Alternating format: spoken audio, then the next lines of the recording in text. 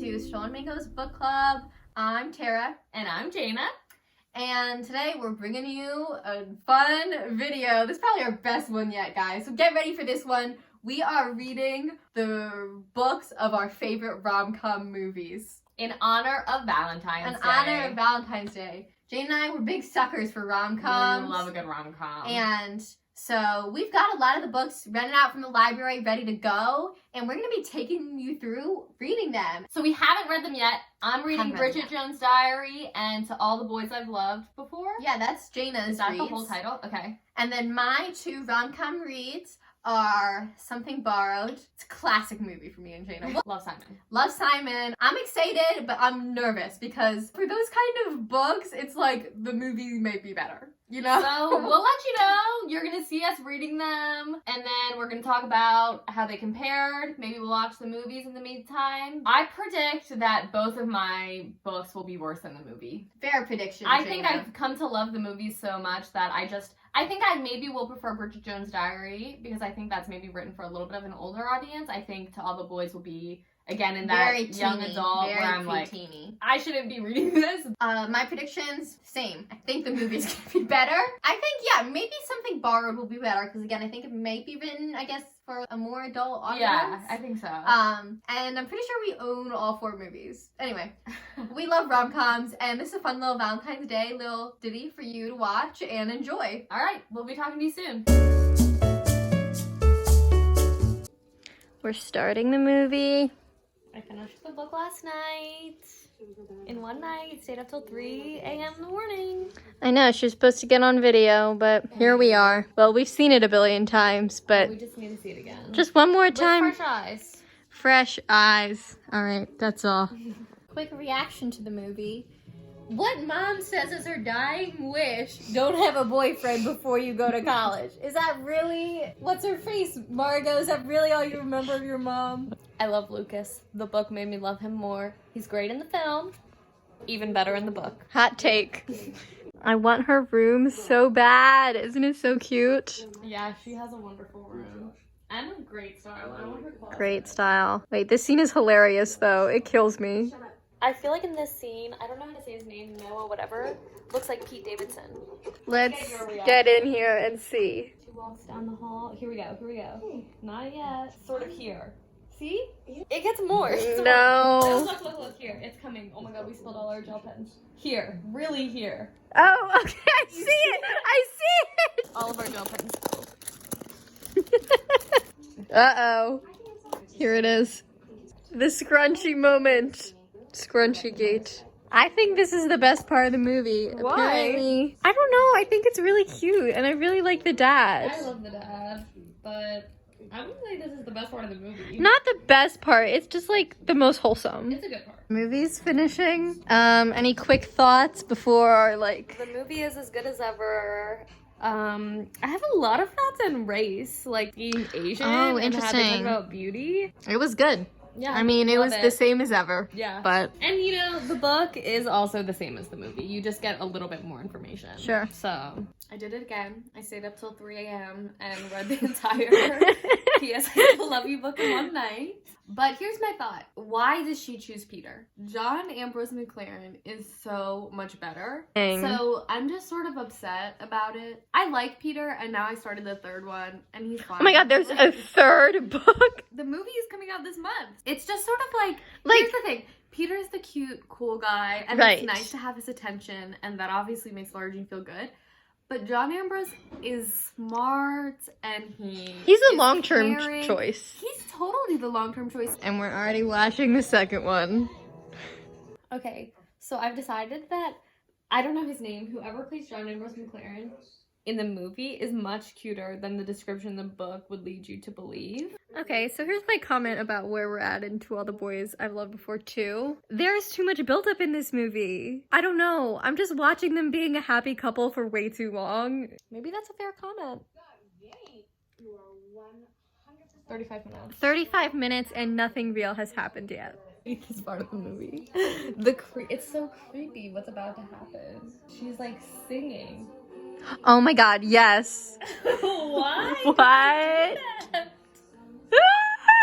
I think her style is so much better in the first movie. According to Jaina, something is happening now. I just hate how it ends so much. They're under the arch.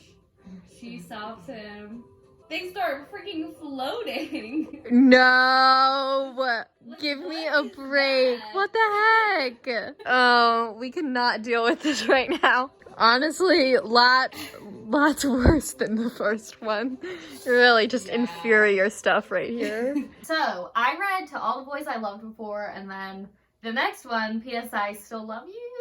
Maybe That's what the next one's called. I read them just in quick succession. I read the first one in one night, and then I stayed up till 3, and I woke up really late, and I told Tara I accidentally read the whole book in one night. And then I had to immediately purchase the next book because it wasn't available at the library for an ebook, and then proceeded to read that one till 3 in the morning the next night. She's crazy, people. It wasn't good for my sleep schedule, but here's the thing.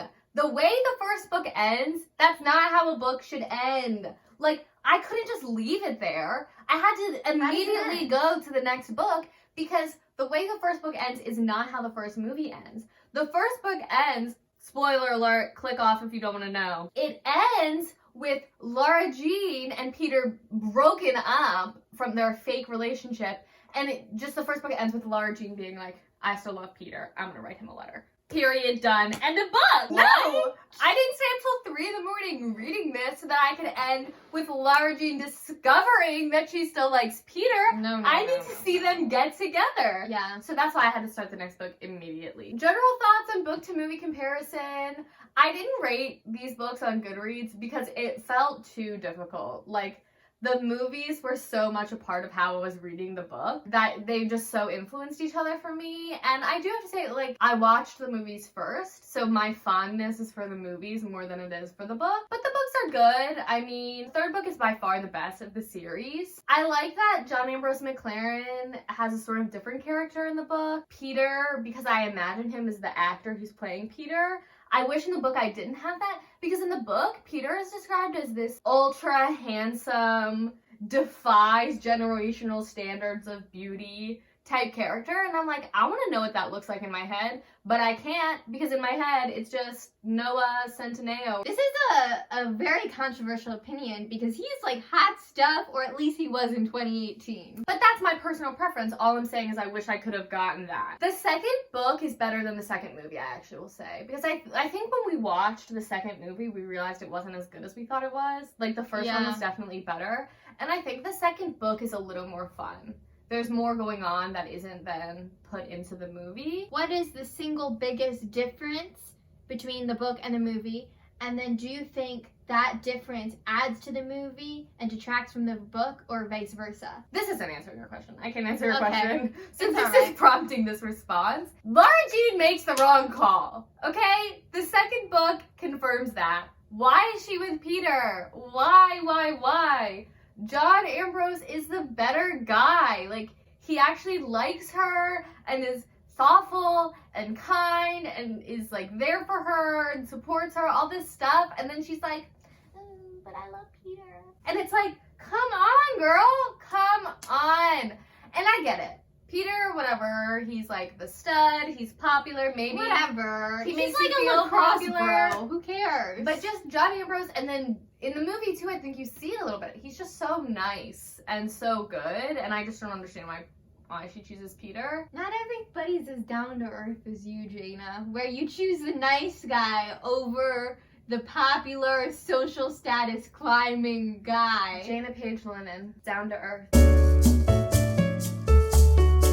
Okay, so I finished Love, Simon about 6 days ago, and we're finally getting around to watching the movie. There it is. Blank screen, but it's the movie. The book overall was pretty good. It was very different, I think, from the movie, but I appreciated it in its own respect. However, this movie's superb, so I don't know if anything can really beat this. So one thing different about the book is we don't get to see the beginning of Simon and Graham's emails. Like, we sort of go in the middle. And that's one of the things I really like about the movie is, like, you sort of get to read every interaction between them that exists in the movie, but in the book, you sort of miss a lot because it just picks up on certain emails. I didn't read the book, but I think that the movie's better because the soundtrack is so good. Interesting thing, about the book is this scene where Martin reads Simon's emails and they confront each other. That's the first scene of the book. Whoa. I know, right? Isn't that pretty crazy? Martin is a jerk. Yeah, I Martin freaking is terrible. hate Martin. Whatever his name is, Martin. And the thing is, they did such a good job, I think, with Martin in the movie, because I feel like in the book, Martin is so ridiculous, but they even made him more ridiculous in the movie, which is like, how is that even possible? Yeah. But they've done it. Does this scene happen in the book? Like with No. Oh my gosh, this is so unbearable. I hate watching this But part. to me, this is the most genius part of the movie. Martin making a fool of himself, and then him making the post because of that. In the book, he just asked Abby out. Abby says no. And that's it. Oh, yeah, this is better. I know. That's the thing I think about the movie versus the book. And maybe this is just like sort of the nature of movies, but like there are more climax moments in this. Yeah, good point. Maybe the book is more real in a sense because these dramatic things don't happen, but it makes it a lot more interesting. The one part of the book that's better than the movie is that it doesn't have this terrible, terrible, terrible scene. Yeah, this scene is so hard to watch. I hate it. I hate it too. I hate the friends. Wait, so what happens with the friends in the book? There's not really this like huge moment where they get mad. Like Abby gets mad at him a little bit when she finds out the stuff about Martin. Which is fair, but she lasts like 3 seconds in the book. Leia gets mad at him. Leah, whatever. Anyway, she gets mad at Simon because there's just this one instance where Simon's hanging out with Abby and Nick and they don't invite her. Oh. But Nick But never... they support him. They support him. Like, after this whole thing with Creek Secrets comes out, they, like, all hang out on New Year's Eve. It's just very different. But this is more dramatic for the movie. So. This final scene, it brings tears to my eyes every time. It really makes the whole movie worth it. It's so good. I'm dying. Okay, so. Love, Simon. This book was very, very, very different than the movie. Look, even it's a very different title. This title, it's symbolic of the movie and the book's relationship. It's called Simon versus the Homo sapiens Agenda. It's like the writers of the movie took this book and just did a nice new version of it. You know, they made all of the improvements that should be made. That doesn't take away from this book. Like, it was good, but I just think it was just another go through of the book to change the aspects of it that could be better. Like, I don't know, like, let's say it was vice versa. Let's say there was that movie first and it was turned back into a book. I don't know if that could happen because a lot of the aspects of the movie that make it so good, it's why it works on screen and maybe why it wouldn't work in a book. Yeah, I think that's an important point. Like, in adaptations of book to screen, you have to make changes. Yeah. Because things that work in a book don't always work in a film, and the other way around is also true. Because I'm just, like, such a fan of the movie. Like, I love this movie. It's one of our favorite movies, I think. I know, it's so good. So as a fan of the movie, I would consider myself the leading scholar on Love, Simon. Simon himself, the character in the book remains pretty true to the character in the movie. Sort of doesn't know who he is, like, kind of figure out himself. Like, his life is pretty good, but he's, like, still, like, struggling internally. But the other characters in the book are pretty different. Abby is a really different character in the book. Abby's sort of, I don't know, in the movie you get the vibe that Abby's like super cool, she's different, like she wears leather jackets. She does have the same thing where she's like transferred her senior year. No, this is junior year. This book takes place junior year, movie is senior year. In the book, Abby is a cheerleader. Oh! Yeah. Abby is like cheerleader, she does all of these things. Wow. She's still the same, like, very well liked, boys like her. That same aspect is there, but Abby is a little more like not as like I guess offbeat as she is in the movie. Leia, who is unlikable in the movie, is also unlikable in the book. Unlikable in the movie. She's just not the one you're necessarily rooting for. You're not. I feel like it's Leia. Leah. Yeah, it's Leah. Leia is the Star Wars. Okay, anyway. In the book, she plays a pretty different role. There's no scene where she is like, Simon, I like you. Like, I liked you this whole time. That doesn't happen in the book, and that's one of the aspects I don't like about the movie. Yeah, that's a hard scene. But in the book, the reason that she gets mad at Simon is because she feels like Simon and her have been best friends all this time, but then Abby comes in and Abby's like taking all of Simon's attention, and Simon comes out to Abby or Leia, whatever, Abby first. And honestly, her anger, I feel like in the book is a little bit more justified than it is in the movie. Okay. It's just so hard to explain. So much about this book is different than the movie. Characters are different. Timeline of the book is really different than the movie. Does it end the same with the Ferris wheel? No. Oh. Like the beautiful moments of the movie, like the Ferris wheel and like the moment he types love into the email, it's like these big moments, and the Martin thing where Martin comes out. Martin sucks. Yeah, Martin sucks, and Martin still sucks in the book, but those like big moments of the movie that like really divide it, they don't happen in the book. Like everything's a little bit more subtle. You know, I thought it was fun to read, so watch the movie. Something borrowed. Confession, we never watched the movie during the time we filmed this video because we watched it like a month ago. So recently. We even mentioned it in a previous Stolen Mangoes video. So I will insert that. That's fine. It gives me Something Borrowed Whoa. vibes. We watched Something Borrowed yesterday. Super classic Tara Jane movie. Classic Super Tara Jane. classic. But honestly, this book, it just wasn't good. And I don't know, I sort of wanted to like it. This is written for adults. It's not like a teen fiction book. Right. There's a lot similar between the book and the movie. Okay. Like the storyline is very similar, but the reason that the book sucks more is because their affair, quick summary of the book, or the movie, whatever, both, is Darcy is Rachel's best friend, and Darcy sucks. And then Rachel is in love with Dex, and they've been in love since law school, but they didn't know it. And then they're engaged, Darcy and Dex, but then they start having an affair, and that's the whole premise. Yes. I just get frustrated, especially with Dex in the book, because the affair is so long.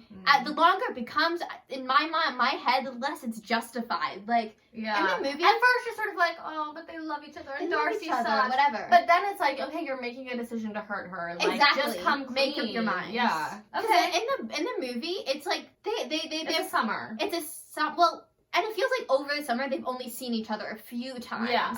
In the book, like they are sneaking around with each other. Like Dex is always coming over to her house. It's not like these concrete things that happen. It's like a sustained thing over the whole summer. In the movie, I can justify the affair because I love this actress so much. Wait, what's her name? Jennifer Goodwin. Oh my we god. are the Jennifer Goodwin fan club in this Yes, video. we're the Jennifer Goodwin fan club. We're the Ronan Farrow fan club. I can justify it, but then in the book, because it's more removed from the actress, I can't justify their affair as much because it's so much based on her resentment of Darcy, like her best friend. The fact that her love for Dex is so tied up into that, I'm just like, this is not a sustainable relationship. And that's my psychological opinion on this book. Now we are going to try to react our favorite scene from Something Borrowed from memory. How could you do this to me? Darcy, I never wanted to hurt you. I never wanted to Rachel! Rachel! How could you do this to me? I hate you! I hate you! I hate you! I hate you! One more. I hate you! I never want to speak to you again!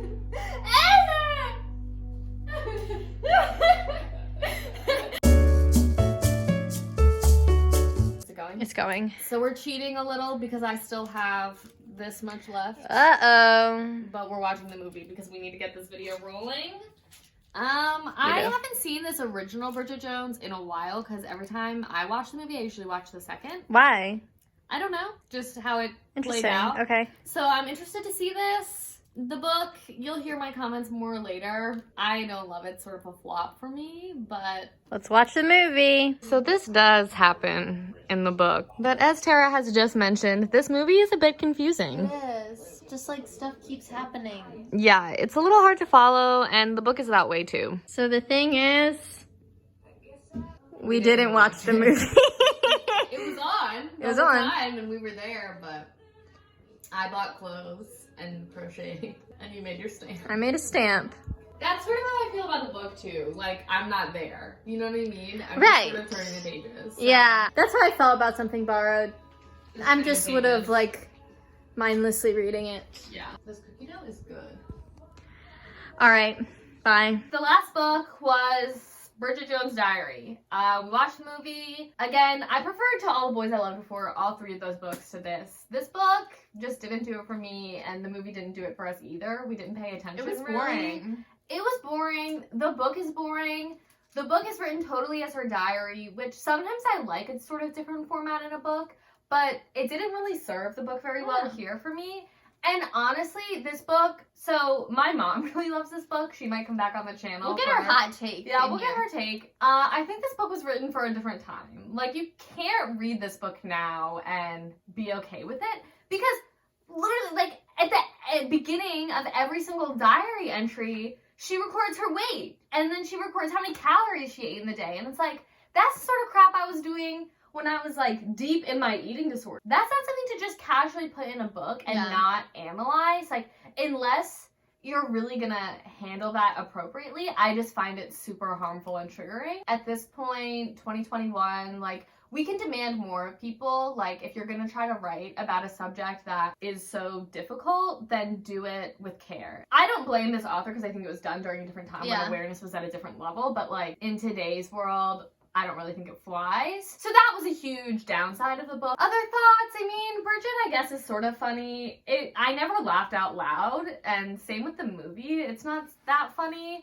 I do like the actress, though. Yeah, I do like the actress. Forget her name. Renee something? Renee Zell. I don't know how to say her last name. I also love Hugh Grant, and I do love Colin Firth. I love a British movie. Yeah, it's a great cast. And what's kind of fun is that Hugh Grant and Colin Firth are both mentioned in the book, so it's sort of like a fun play. I can see why my mom maybe liked it, but I don't think that it really hits the same relatable tones for today's generation. Yeah. I keep a journal. Could also be called a diary. I wouldn't be mad if somebody called it a diary. Bridget Jones's diary is very different than mine. Like, so it just didn't land with me particularly, because I'm like, I want to analyze our thoughts. Like, let's talk about our existential angst and, like, what is the world? Not everybody is like that in their diary. Bridget Jones is certainly not like that. It just felt a little flat for me. It was a little boring. There wasn't, like, really a lot of plot. This is the last book of our series. That's the last book, so now we're at the end of this video. It was a trip. It was such a trip, reading these books, watching the movies. But yeah, we put a lot of reading into this video. We hope it's enjoyable. We hope you get something out of it. But that's us reading the book versions of some of our favorite rom-coms. And I think the moral is, you The really rom-com's don't better. need to read any of the books. That's it. Yeah, like, subscribe, comment, and we'll see you next time. Bye.